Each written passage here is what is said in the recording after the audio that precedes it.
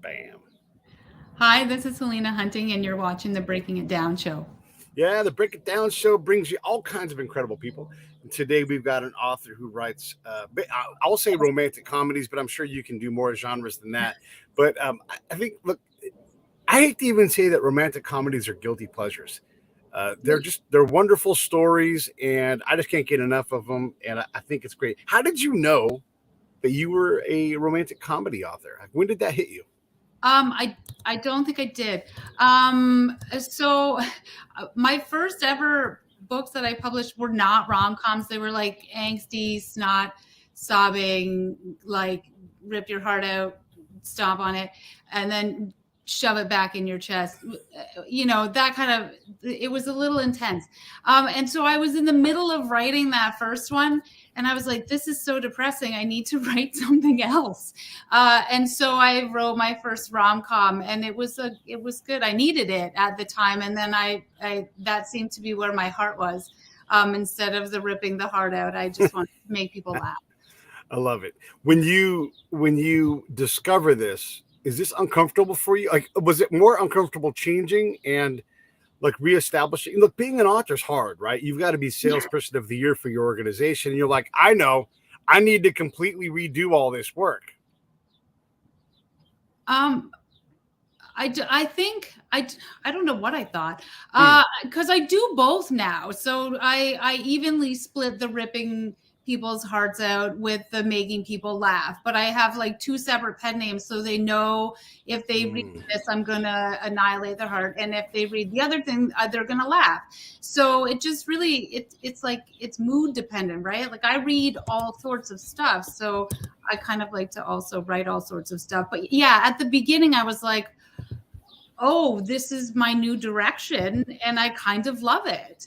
And then I just kept doing it. You crank out a lot of books. I mean, I'm looking right now on your Amazon page, which everybody should go to and just start buying stuff and just start reading it. The Love Thanks. Next Door, A Kiss for a Kiss, on and on and on. I can do this for a while because there's a lot of books there. There's a bunch. I've written a few. Yeah. Yeah. What's your pace? Has it changed over time? Faster, slower? I think it depends on the year and the timing. I think I write between 3 to 4 books a year, and I think I would like to be able to slow it down to like 3 a year would probably be a nice pace. Right. But some books just write really fast. Like sometimes they pour out like melted butter, and you just keep going. Yeah. How much editing do those poured out like butter books take? They all need a lot. Yeah, the first draft is really, it's a first draft, right? Yeah. And probably the easiest part of the whole process is the dumping it out of your brain and putting it on the page, and then you refine from there, right? Then you find where the flaws are and the plot holes or the problems, and then you work on fixing the sculpture, basically. And making it and cleaning it up and polishing it up so it's ready for readers.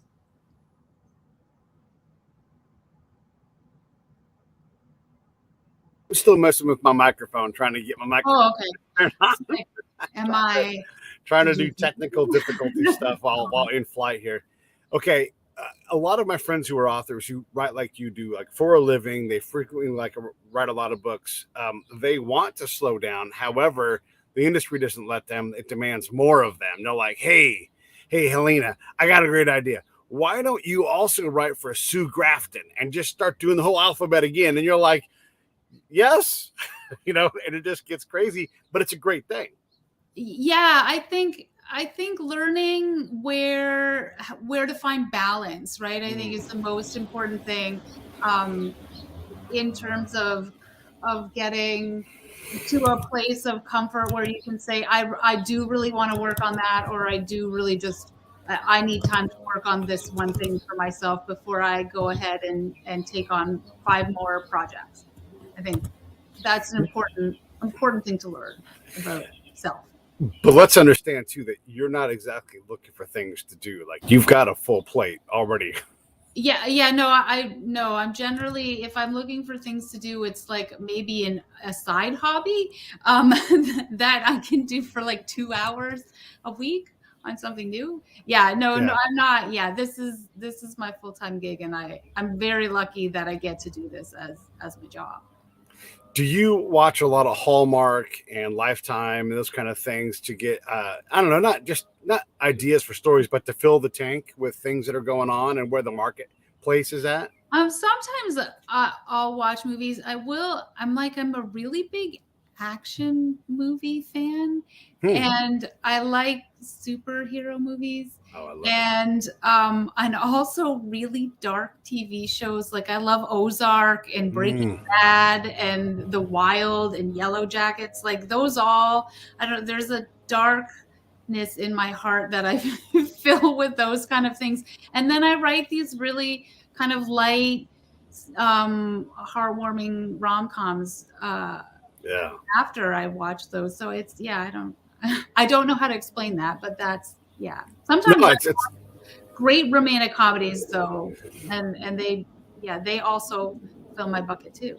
So those those tank filling things though. Is that action movies, or how do you fill the tank with inspiration? How do you meter how much inspiration is there? How do you keep track of it? Are you worried about ideas? Are you past worrying about ideas? Where are you at with all that inspiration stuff? inspiration wise, I have my head is always full. It's always full of new characters and new storylines. And so I think I have probably about a half a dozen in the reservoir right now, kind of like I almost feel like they're waiting in a lineup, right? Waiting for it to be their time to have their story told. Yeah. So but I do. I read a lot, but I read a lot of paranormal romance, which is not Mm-hmm. what I write. But that is really where my reader heart is. I love that kind of stuff. But I also love reading contemporary romance and my peers and my colleagues. I love reading their work too, and that they all fit in various parts of the romance world. Yeah, I love it. It's a great answer. And then getting to play in your marketplace with your friends who all right. It's not so. This is one thing I've learned from talking to all the authors. It's not so competitive. It's more like they're doing what they're doing. I'm doing what I'm doing. I've got my audience. They've got their audience. And sometimes they're who cares. So let's just keep writing, keep creating, keep putting positivity into the equation. Readers are voracious. Like they're not going to read, and especially romance readers, like they are incredibly voracious. They love reading, and they love romance, and they love love stories. And so there's always room for more and new authors, and they'll read me, and they'll read my friends, and then we get to talk about the other Mm. books that we're all reading and that we're all in love with too. In my world, podcasting is very, very crowded. It's not nearly as crowded as writing books, though. And most books, like most podcasts, fail to do anything substantial. Where would you put yourself in terms of like, are you are you really focused on trying to sell books? Are you more focused on continuing to write stories? Because you're the CEO of your little corporation, right? So you've got to decide where all the resources go. And then I want to add the other part in too. Yesterday I had a meeting, and God bless, everybody's trying to help everybody out, right? But they're like, you got to be on TikTok, you got to put videos out, you got to do all these taggings, and I'm like, I cannot do all of that stuff because then I don't get to do the stuff that I'm supposed to be doing. Having these kind of conversations, meeting PR people. I get it. TikTok's important. Not going to do it. Don't have time. TikTok sells books.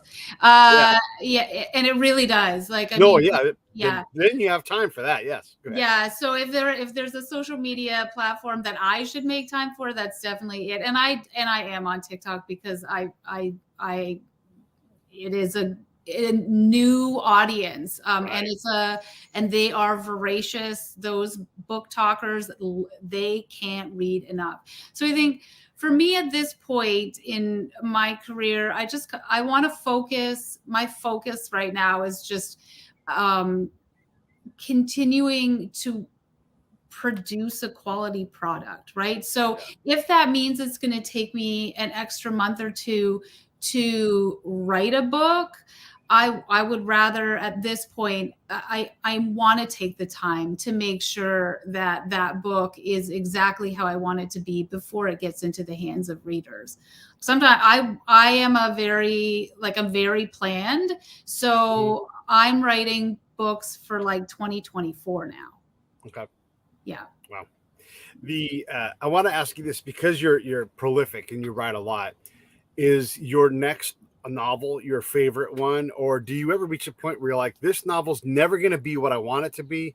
No one's really going to notice that it's not my favoriteest one, but I just got to get it off my desk and get it out there and let it be what it's going to be. Do you have that kind of a balance or vibe? I try not to ever do that, because if it's just kind of okay, then I mean, I don't want to say that you don't put out a quality product. Let me clarify. I'm not saying that, but there's things that you do and you're like, that's good. Like, that's a solid version of what I do. I'm not in love with it, like that. Some books really speak to your writer's soul. Like, there are some books where when you're finished, it's got something special. And I don't know how to explain it, but it is just a connection that you have to the characters, to the story, whatever it is, that really just sort of, it's something special. And sometimes you write it and you love it, but maybe you just can't put your finger on what is it about it that it's not quite hitting whatever the mark should be. And like, I have a book that was probably one of my favorite to write, but it isn't the most widely read. So what I love and how that translates, it isn't always the same, right? Right. Yeah. Yeah. And there's also the thing where you create something and then what comes of it is really out of your control. And sometimes it runs and you're like, they love that. I didn't expect that. Like, I know it's good, or they took it this direction. I didn't even think about that, or someone will communicate to you like, you wrote this book. It spoke to me. My heart was broken when I read it. And then you find out that you're like saving people. We have this all the time with the show where people reach out like this.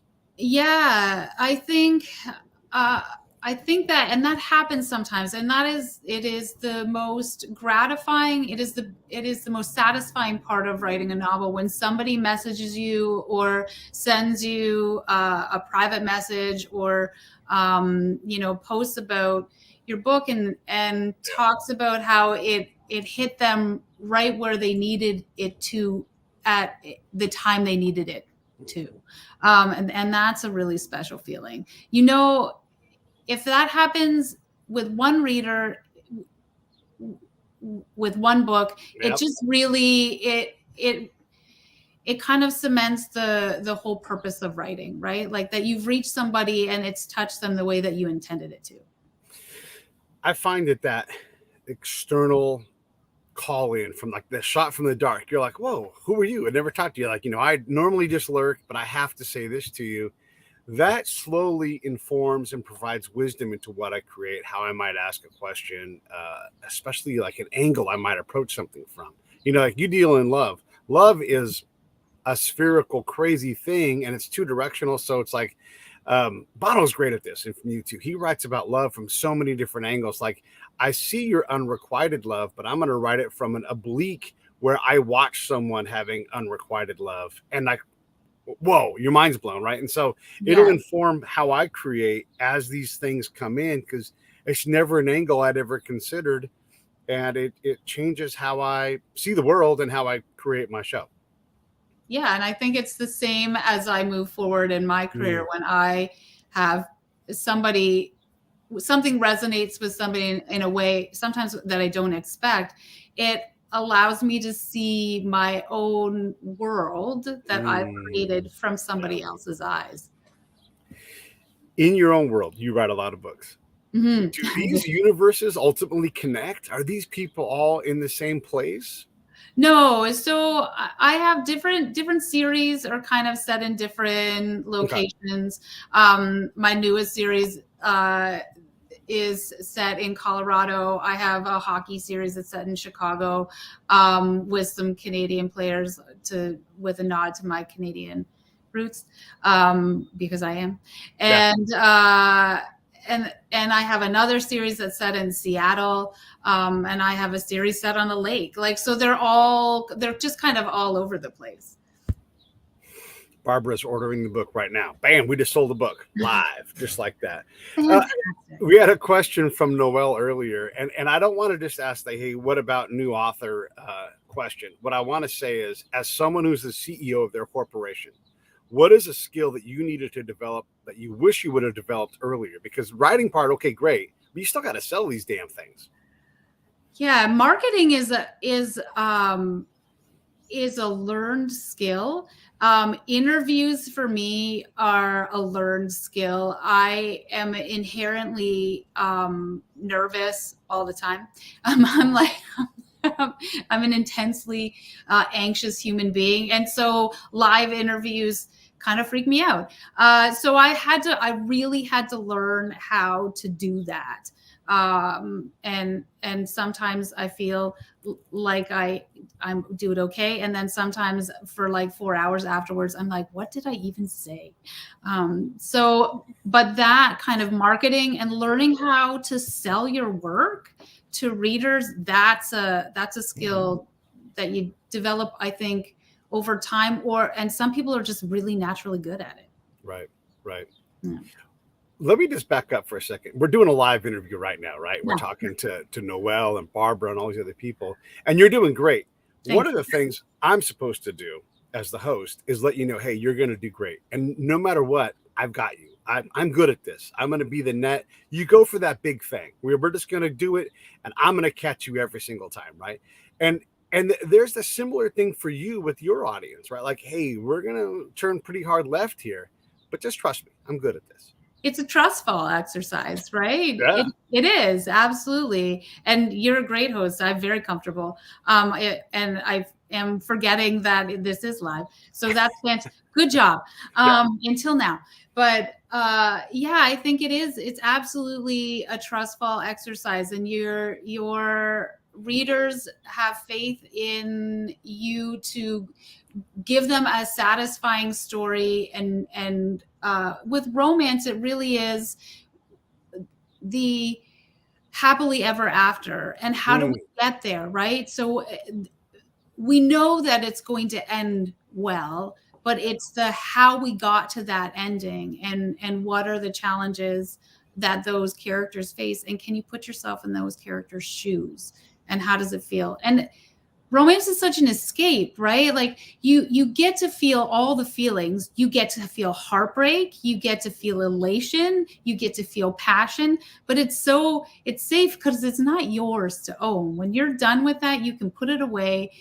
You get the warm feeling at the end, but you get to go through the whole gamut of emotions while you're in the story. I'm glad you're bringing that up, because my friend Julie just chimed in. I put her comment back up there. She's a friend of mine, and she's going through some significant grief because her mom has passed, and her life is changing because of that. And, I'm always like, one of the things I always say in general, and this is just me talking to everybody right now, if there's someone in your life who maybe is struggling, or even if they're not struggling, you're not sure, engage with each other, talk to each other, look out for one another, because if you wait till someone's at the end of their rope to reach out, they have no hands left to reach out with. They're hanging on for dear life. So engage with people, get them out of the house, give them purpose, but also maybe put a book in their hands. I know that books help me to be distracted from whatever's bugging me, even if it's just my own nonsense that I'm carrying around and I haven't figured out how to put it down yet. If I sit down and I'm able to read a book or an article or whatever it is, I'm gone from that moment that I'm at, and then it gives me some distance from my problems.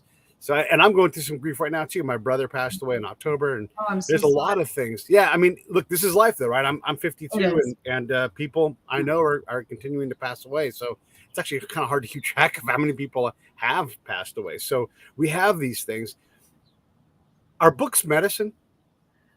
I think so. I mean, it is as an author, I feel like every emotion is really intense. I feel everything intensely. I'm very lucky that I'm married a very patient man, because I feel all things intensely, and I put all those feelings into new characters. And I think readers, whether they're reading a romantic comedy or something that's really angsty and heavy or dark, it is a safe place to feel all the feelings.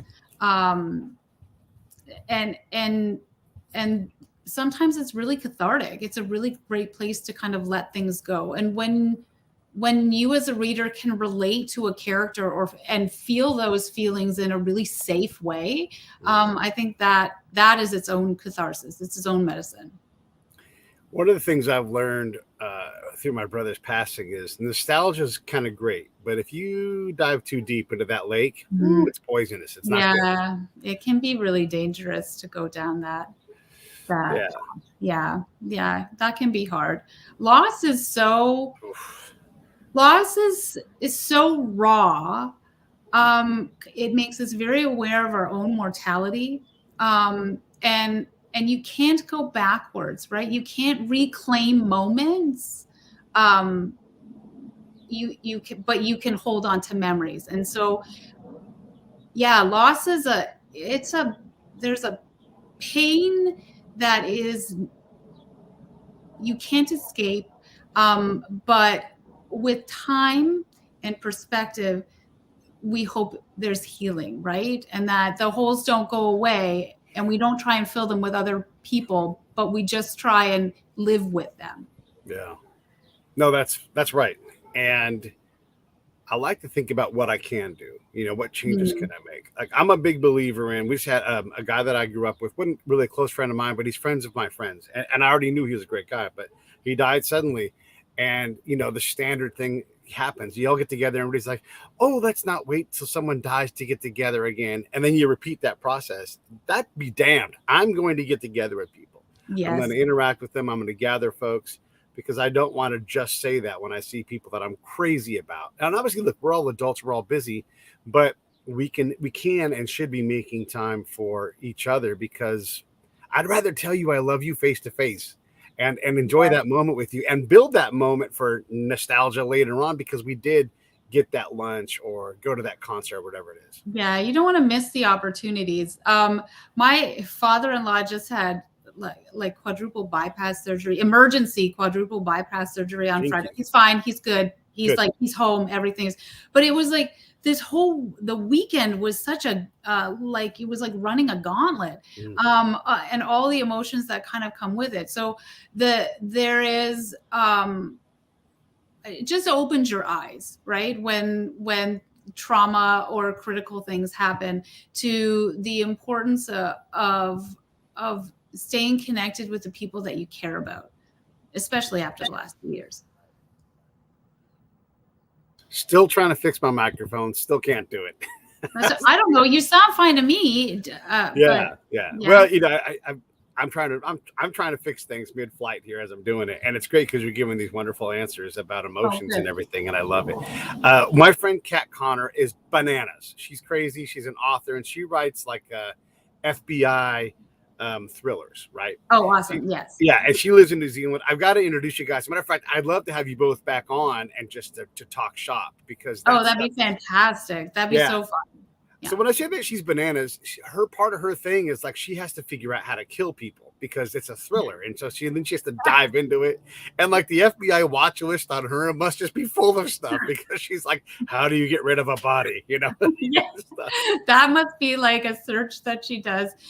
She must have like a document, like a running doc with like, these are ways to get rid of bodies. Here's a link. Here's a tutorial. Like, oh my goodness. Right. And it's getting me in a Google Doc or even Microsoft, because it's all connected to the cloud. And there's like someone's like, oh my God. Exactly. Right. And somebody gets their hands on that. She also loves her characters. She knows them. She understands them. And she gets this really like telekinetic connection to them. Okay. So she writes about DC, but she lives in Upper Hutt, New Zealand. Oh, yeah. And so she's written about places she couldn't possibly know they exist like, driving a certain way. She's like, I know this route, and I don't, she can't explain why she does and how she knows these people. And music comes in and informs that character. Like, she's that intimate with her characters, and she grieves them when she kills them. Oh yeah, I can imagine. Yeah, I can absolutely imagine. Your characters are like an extension of you, right? Like they're formed from experience and um yeah, from the things that you see and hear and do. They become, they're born from you. So absolutely, every time she takes one of them out, that's its own grief, right? Yeah, I can absolutely see it. Do you laugh out loud when your characters tell a joke? Sometimes I laugh out loud when I'm writing, and hopefully other people will laugh out loud when they read it. But sometimes I put my characters in some really outlandish situations and have them say and do outlandish things. Like those things that you might think and be really glad that you didn't actually say that out loud. That'll make them do that. Yeah. That's because that's the whole point, right? Is that they do things that they really wish maybe that they hadn't. You know, I like thinking about perspective, right? And so when you're there at your desk banging away and you've got your little troll over here that keeps you focused, or whatever those things are that like lock you into your workspace, you lose the rest of the world around you, especially because you're in this imaginary world. And so if we were to watch you working, would we see this crazy, like my girlfriend was walking down the street, I was walking on the other side, and she got a bee in her hair. And so she's like throwing her hair all around and waving her arms everywhere. And it was hilarious to me because that's only her moment. Like, you have no idea why she's doing it. You can't see a bee. It looks like she's in a rock video or something. And so that perception of watching somebody when they're most animated, yet totally alone and in this different place, does that ever occur to you? Does that resonate with you at all? Yeah, I think so. I mean, I can't write in a public place. Like I know authors who go to Starbucks and they sit there for hours and they can write. And I'm like, please don't look over, don't look at me, don't look over my shoulder, don't look at my, yeah. And like sometimes my husband will come in and he'll like wander around behind. I'm like, you can't do that, man. Like you got to get out. Like I can't have you watching me in my weird workspace doing whatever I'm doing, singing a song while I'm typing away. Right. Yeah. What's it take time wise for you every day, and what does that day look like? Like what's Helena's day? Like I get up at 6 and then whatever, because every day you got to be writing, right? Yeah, that's very true. So I start my day by getting my daughter off to school. She's out the door by 7:45. Most days she can make the bus. Some days she doesn't, and that's okay because I'm here. And then I go for a run. Like I physically move my body like 5 to 8 kilometers, which I think is close to 3 to 5 miles. Just to get my brain settled, because I'm going to have to sit in a chair for a really long time, and I need to not be a squirrel when I do that. And then I'm in like I sit down. I try really hard not to go on social media before noon because it's such a brain shift, right? So normally if I'm in a real writing phase from 9 until 12, I do like 50-minute sprints and take 10 minutes off and have a body break and then go back. And usually I can write anywhere from 2,500 to 4,000 words, depending on how my brain is working that day or what the scenes are I'm working on. And then I have lunch with my friend on FaceTime, and every like 5 days a week. That's what we do, and we talk shop, and then I get back to work until my family comes home, and we need to eat dinner. You have an average day. You write 3,250 words. How many of those words survive all the editing? Most of the time, the chunk of words will survive. I wrote a book that by the time I was finished the draft, it was like 137,000 words. And I had like 40,000 words of like stuff that I pulled out. Yeah. It was like enormous, enormous. And the finished product ended up being 120K. And sometimes I'll have books where I only like pull out like 10,000 words. And sometimes I have books where I pull out like a ton of stuff. It just doesn't, it was more like stream of consciousness, figuring the characters out. Do any of those excluded words, those 40K, those 10K words, do any of those survive in a document, or is that all to the trash and that I don't stuff? trash those. I share them in my newsletter with my readers as deleted as like bonus content. I'm like, here, this didn't make it in, and this is why. Here's this nonsense that clearly was not meant for the book, but here you go. Yeah. But this is the fascinating stuff, right? Like the telling of the story. I had a guy on the other day, and he's just this random dude who runs around Santa Monica and Malibu selling his book one at a time to celebrities. Wow. Yeah. And so he's got a zillion stories. And I'm like, well, what makes the book and what doesn't? He's like, I got a million stories. And I'm like, yeah, I know. So what makes the book and what doesn't? And he's just like, could go on forever with stuff that isn't even in this book, let alone the next book or the book after that, because it's just, yeah. Waiting for the right time to put it in the place where it belongs, right? Yeah, for sure. Let me plug the book real quick here. The latest one, Starry-Eyed Lover or Love, is the one we're talking about. It's from Helena. There it is. There it is. Helena's vast collection of books. Go to Amazon or go wherever you buy books and check that out, because you're going to dig what she does, because it's rom-coms or, tear your heart out type of stories as well. Sometimes, so she does both of them. Yeah, you have to balance that out. But this is how you support the authors is just buy the books. And hell, here's the thing. Buy two. Buy one for you, buy one for your friend, read it together, right? How great is that? Buddy reads are great. Yeah, buddy reads are great. I love doing that. The other thing you can do is support the Break It Down Show. Go to breakitdownshow.com, go to the PayPal link. This is the best way.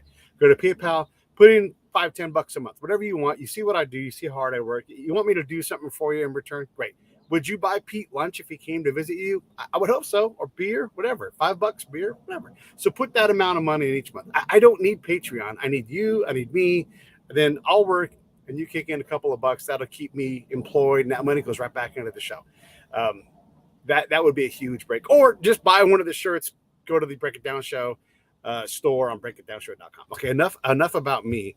One of the things Kat does. So I used to be a spy, right? That was my job, and I was in the Army. Yeah, huh? Spy. Yeah, for real. I was a counterintelligence agent. And so when Kat writes about spy stuff, she will have me do some beta readings for her, right? And I'm not the best beta reader because I get busy and I'm like, oh my gosh, I just give her basic notes on what I've got. But she takes it all in, and she's so great. Like, I just blast her with stuff, right? And it's up to her to figure out what sticks, what doesn't. But that's her process. What's your process with your beta readers? What if you want some expertise that you don't have? So I have a team of readers who will go in after I've finished the first draft, and we'll, just depending on the content, sometimes I will pull in people with more knowledge than I have about certain things. One of the books that I wrote, we had a sensitivity reader around like addiction to Xanax and stuff. It really depends on the book, but yeah, I'll access my readers, I'll access my beta readers, and just ask all those questions and make sure that the facts are as accurate as possible. Yeah. One of the things I know when I write, especially like if I'm writing like an intel report, I have to get out of my head what was there. But first, I have to get out of that person's head what they saw and experienced, right? So I struggle to add the right amount of context so that it's not 140,000 words, but it's also like speaking clearly so that the mortise between the bricks actually works, instead of just stacking a bunch of bricks and going, don't you get it? Yes. Yeah. It's filling in all the gaps, right? Right. Yeah. And lining things up so that they flow like a river. Yes. It's that's one of my weaknesses I'm trying to work on when I do write things, is to try to do that. Or when I record a show, the same thing happens, right? Where you say something that requires context. It's my job to recognize that and then to either ask you a question to get you to illustrate it, or just to take a moment and to say, talk to the audience directly and say, this is important, understand this thing about, whatever, like writing books, yet you're also your own CEO. Oh yeah, that's right. And like this massive bit of information comes out to really lock together what it is to be an author. Yeah, that's absolutely true. And I think writing is it's a small part of a big process, right? Just drafting a book is one tiny piece of that puzzle. Yeah, no, it is for sure. Do you write about specific holidays so that there's like a holiday romance or a holiday drama or whatever? I don't actually usually do that. Sometimes I'll write like bonus Yeah. scenes. So that are around holidays, just because like the readers really love that, right? Like here's a snapshot of those characters that you're a big fan of, and here's what they were doing at Christmas or at Halloween or on St. Patrick's Day, which, I mean, obviously if it was St. Patrick's Day, they're just drinking beer. So, yeah. But yeah, they're not normally around like actual holidays, but sometimes the holidays will make it into a book, depending on the timeline of it. Fair enough. Do you like to take a happily ever after story and then go and revisit it to see if it truly is happily ever after? Like, would I break those people up later? Yeah, or kill their kid or whatever it's going to be. Oh, in reality, it's not happily ever after. It's like life ever after, right? It is life ever after. So I wrote a spin-off, like The Next Generation, of a series, and I really damaged the kids. And I did some damage to them. So that you can look at, here's these people who have this happily ever after, but we all, in the midst of our happily ever after, is real life, and sometimes real life includes trauma. Yeah. Well, all real life includes trauma. There is that. This is an interesting question. I'm curious what your thoughts are. Okay.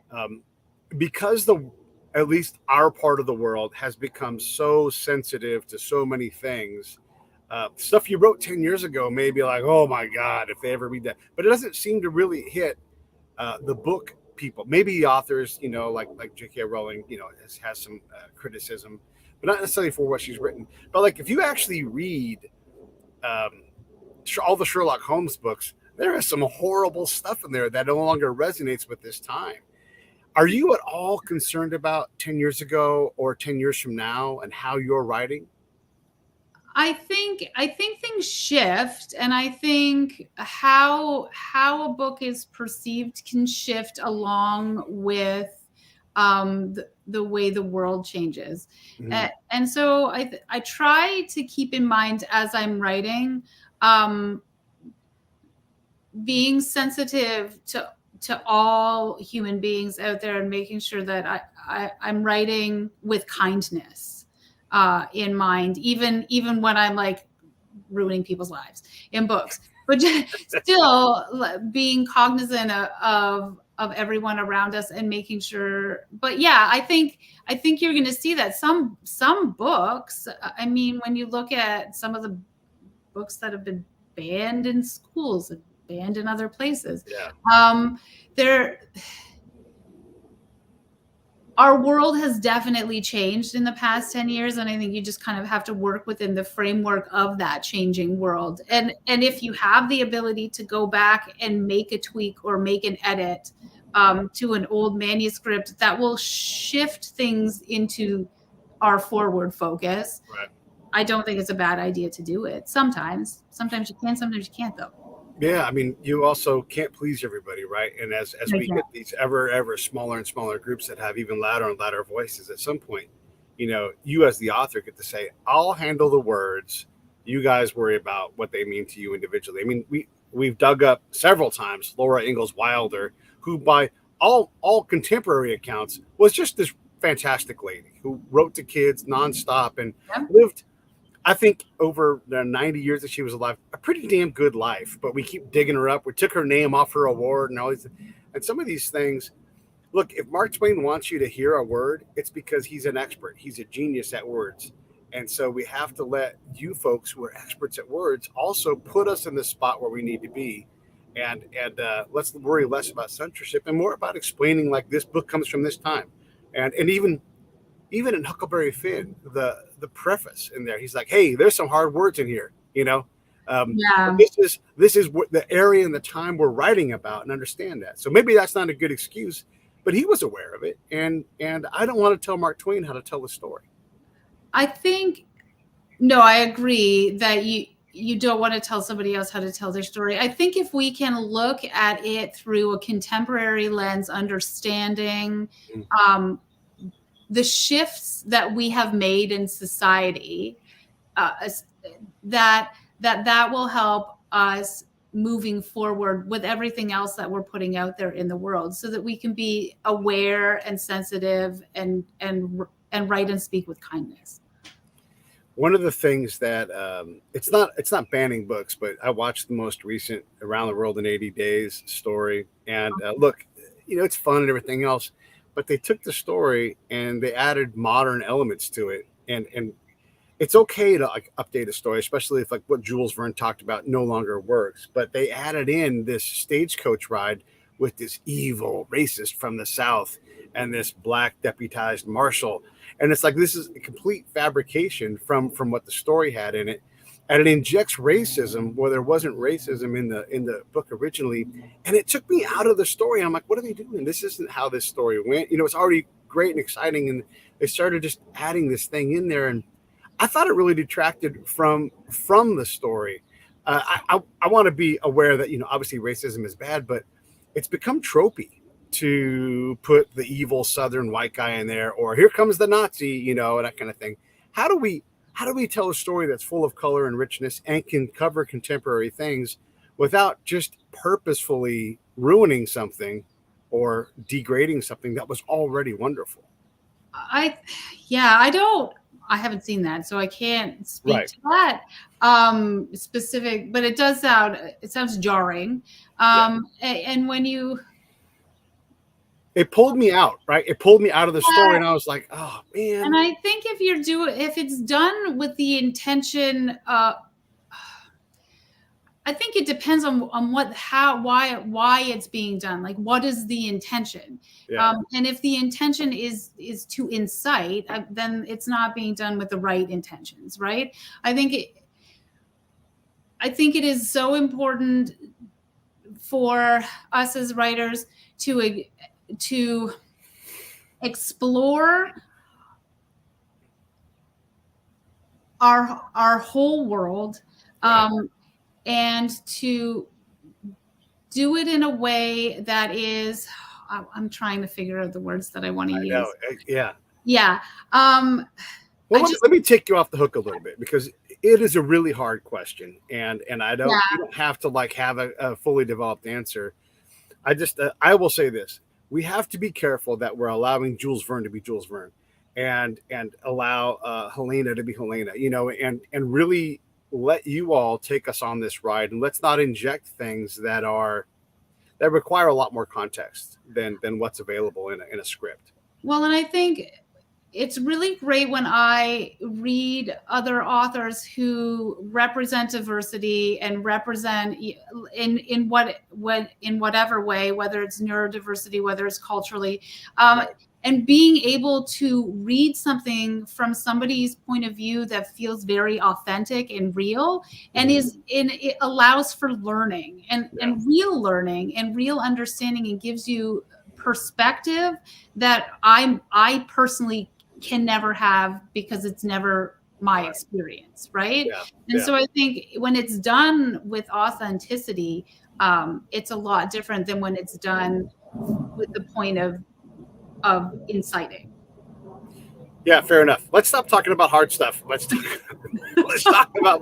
But I appreciate you exploring this with me, because this is a responsibility you have, right? Is to Yeah, figure out absolutely. how you want to write, and then society is a little bit slower and dumber than where you're at with what you do, because you're very special in how you present things, right? And I'm not saying society is dumb. It's just we struggle. Like we Look, I've been to Toronto, and if you talk about black and white in Toronto, you are going to miss 80% of the population because it is a panoply of people from Toronto is immensely diverse. right, right, It is every person from every right, and not country. just skin color, but religions and I mean everything, ethnicities and heritage. It is a marvelous place, It and is. here Yeah. in the U.S., we tend to go black, white, and other, and that's it's like and again, we are going to get off this in a second here. It's like That's calling, okay. it's But like saying, yeah, yeah, I see there is such Canada is an interesting place.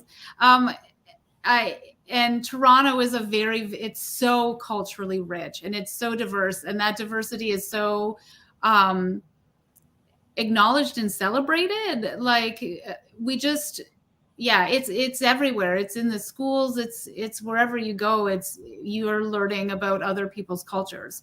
Yeah, and I think so. For me, that's kind of how I grew up with that experience. Right, living just out on the outskirts of Toronto. yeah. Toronto proper is really intense to be in. Just one more thing to cover on this. We talk often, again, when we categorize people like people of color, that's a BS term, right? Like if you really want to tell a story, let the person be from somewhere and have a background. I mean, because the fact is that an Iraqi is an Asian, a Cambodian is an Asian, and Russians are Asians quite often. And if you just say Asian and you only mean a certain part of the world that's very nondescript, Yeah. like it doesn't work that way, right? Like people are people and they're individual and they're interesting. And you don't want to deny that in a story. Like the No, richness of who that person is, right? The character. yeah, you don't want to deny them their history and their culture and who they are and where they came from and how they became who they are and what frames them as a human being. Where is your industry headed? Where are rom-coms and all of these different forms of drama and thriller? Where are you guys going? I mean, there's an ebb and flow, right? Like so things like with fashion, same thing. It kind of MTV and everything else. I think we see trends and rom-coms. I think are on the rise again, but there's also like paranormal romance, and I'm like a paranormal romance junkie, is huge and it is like dominating, and which is really exciting for me because it means I have lots of stuff that I get to read. And so are these sagas that end on these massive cliffhangers. So I'm currently waiting for a book to drop, and I think it's supposed to come in June, and it's book number 4. And I'm like, I need it yesterday, but I'll be patient, and I won't ask the author if she could write it faster because I wouldn't do that. But yeah, I think we're seeing there's so many different things that are kind of rising to the surface right now. And I think romantic comedies, I think the really intensely emotional romances, those are really big, and definitely lots of paranormal and fantasy. What are your thoughts on who is the next Nora Ephron? Is that going to be you? Are you going to branch into screenwriting or? I don't know if screenwriting is in my future. I mean, I don't discount anything as an opportunity. I think I probably want to take a course first before I try to jump into screenwriting. But yeah, for right now, I'm focused on writing more books and creating more characters and living in these worlds for some hours a day, and then living in my own real world for the rest of the hours. And I don't know how far ahead we can get here. What's a book, 4 or 5 books ahead, where you're like, I can't wait to tell this story? Are you queued up so you can talk about something that's out there a little ways? Yeah, like I know where I have characters that are just they're kind of waiting. So I've been working on a book for 4 years, and it's not like I've been literally working on the book for 4 years. I started it, and then I got partway in, and then I had all these projects, and then there was project after project after project. So this one has been like waiting for me. So I just finished drafting it. It is a really long book, so I'm a little nervous about the editing process because that's going to be some work. But I already have like other characters inside this world that are like knocking on the door saying, I story too. So yeah, I've got 5 or 6 or 7, or I don't know. I've got a lot of books that are waiting for me to tell their characters, waiting for me to tell their stories. Yeah. These characters that are in the queue, where do they live? Are they in your dreams? Are they in when you do the dishes? How do they, they come to life somewhere at some time. How does that all work for you? So sometimes they come in dreams. A lot of the time, a story starter or like just that initial scene or that initial character will come in a dream, or I'll just be in the middle of doing whatever, gardening, and or in the middle of a run, and that kernel of an idea kind of, the seed plants itself, and then I'll come home and like write a couple thousand words and get the idea kind of down, and then I kind of like coffee, I let it percolate, right, and I kind of let it sit for a little bit before I come back to it and help it grow. Do you have like a basic formula? Like my friend Jeff writes screenplays, and he wrote this fantastic book about how to do screenplays, and it's got everything you have to have an answer for. You're welcome to break the rules, but you have to know the rules exist, right? Yes.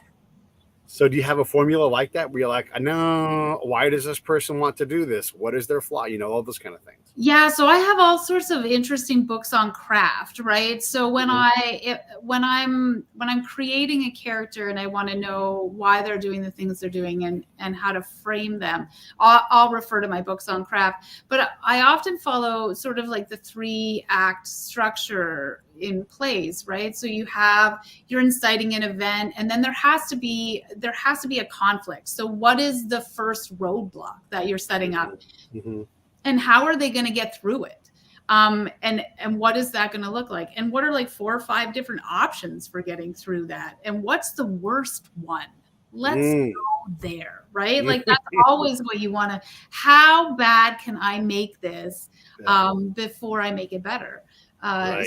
Yeah. And so that's the way I try to frame stories, because that's the rising, right, is the overcoming the challenges is really what we as the reader want to see. We want to experience that horrible low so that we can get that really great high that comes after it. Right. Yes. I love it. I have my buddy Jim D. Felice on the show. He's written, I don't know, 50 plus books and just incredible things. He's been a #1 New York Times bestseller. That's amazing. I know, right? And he's just packed full of stories. He meets these incredible people, and and I'm just like, oh my God. He wrote a story about the Pony Express, and I just can't get enough of that book. With that success, and he also wrote American Sniper, which was the #1 movie for weeks on end back when it came out. Yeah. So, I mean, he gets to talk to Hollywood all the time because he's got all these incredible stories. But Hollywood is a weird date. They like, oh, we can't wait to talk to you and make these projects. Let me give you all this money to option your story, and I'll keep the option for 2 years, and then we'll see. And they're like, oh yeah, we never got around to making that movie. Can we option it again? And they give them money again, but they don't make the movie, right? And it's all these weird things, and it takes a lot of attention, and it takes a lot of like, you have to like put your hopes aside because Hollywood they make a load of movies, but they don't make most of the movies, right? So this is very true. Yeah. So you can have something optioned, and that's so awesome. Very cool. But don't get too excited about it yet, because it can be optioned and then it just sits. Yeah. So, and timing really is everything, right? Yeah. Like, and I think, and you see that all the time. An author friend of mine, BB Easton, she has a Netflix show called Sex Life. That was optioned back in 2015. It took 6 years for it to happen, right? Like somebody offers you something and then 2 days later the ball is rolling. That ball is you're pushing it up a hill really before you get to see it go down. It's so maddening. We had the guy that wrote the screenplay for Ford versus Ferrari. It was his story, and it took 10 years, just over 10 years to get that movie made. And then when it got made, he had to share writing credits with Hollywood writers because they needed to take his screenplay and they needed to put big names attached to it. And I'm not saying those guys didn't contribute something to it, but that is the cost. Like, like, hey, you're adorable, Helena, with your screenplay. We'll give you a credit, but we're really going to have someone else write this thing, and it changes so much. It does. I think one of the things is sometimes books, how they're written, they read well, but they don't translate that to the screen in the same way as they read, right? And I think that has a big impact on that kind of, you're passing it over and you're really hoping that it's going to look similar or somewhat similar to the story that you told in the book. So is it worth an author's time to even chase that, or should they just write and look? And it's a binary answer; it could be anything, right? But, yeah, because it's so frustrating and it's so challenging when it happens. Great, right? But should you just be writing books? Yeah, I think so. I think if it happens, that's amazing. What a wonderful opportunity that sure is one of the dreams, absolutely. But I wouldn't write books with contingent on that maybe happening one day. Like, that wouldn't be the reason for me to continue writing. I just really love creating worlds. You said that's one of the dreams. What are some others? I guess that's probably the biggest one. I don't know. I think just having, New York Times is such a like a huge, feels like a huge accomplishment, right? Yeah. Like when a book is relatable to enough people that enough people will get on board and read it and enjoy it or feel however they feel about it, but enough that they get to the end of the book, right? I think those are the things that make you feel good professionally. I guess one more question in that vein. Sure. Is it worth your time or an author's time in general to pay the money to submit for all the different awards that one might get? I mean, some of that stuff is a marketing cost, right? Is it worth their time to try to get noticed in that way? Is there 10,000 awards you can put in for? I mean, there's so many of them. Maybe I don't really pay a lot of attention to. I just write books, right? So if that's your goal, like if that's the goal, if the awards are your goal, then sure. I think you need to know what your goal is. And if that is the goal, then it might absolutely be worth it. But I think my goal is maybe a bit different. That's not really where I'm. Yeah. Awards are lovely, and it's nice to feel, I guess, acknowledged in that kind of way. But I also think I derive a lot of joy from writing and publishing and hearing my reader feedback. I think that's where let's not lose sight of that. Like the fact that you get to write for a living and each book is a miracle. I mean, it's just remarkable that you get to do this. It's fun to explore like what's out there, but we cannot lose sight of just how incredible you are and how much you do for all of us when you write these incredible stories. And so just if nobody else tells you today, hey, thanks for doing that. It's incredible. I appreciate that I have readers who are willing to come back every time and trust that I'm going to take them on a journey that's going to make them feel good at the end of it. Yeah. So I feel very fortunate that I get to do this. And for as long as it continues, I'm very grateful. Hey, for a lady that isn't comfortable doing live interviews, you just did a great job. I mean, that's an hour, and I pushed you into some uncomfortable territories. That was not very Canadian of you, by the way. Oh man, I know. But I appreciate being pushed sometimes. Yeah, well, and we got to be able to explore some of this hard stuff because I could talk about, like Romeo's shoulders and his hair, but I don't want to talk about that. I want to. Yeah, no. I mean, Romeo's shoulders and his hair are great, but at the end of the day, they don't really change the world, do they? Yeah. Hey, anything in closing? Otherwise, I'm going to push this button and shut this show down.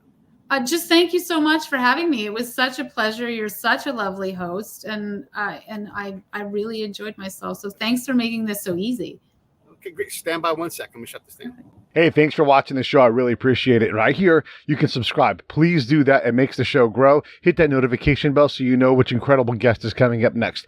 Down below is the PayPal link. You can put a small subscription in. That is an enormous help. All that money goes right back into the show. And then right up over here are the next episodes you should listen to, curated by yours truly. Thank you so much.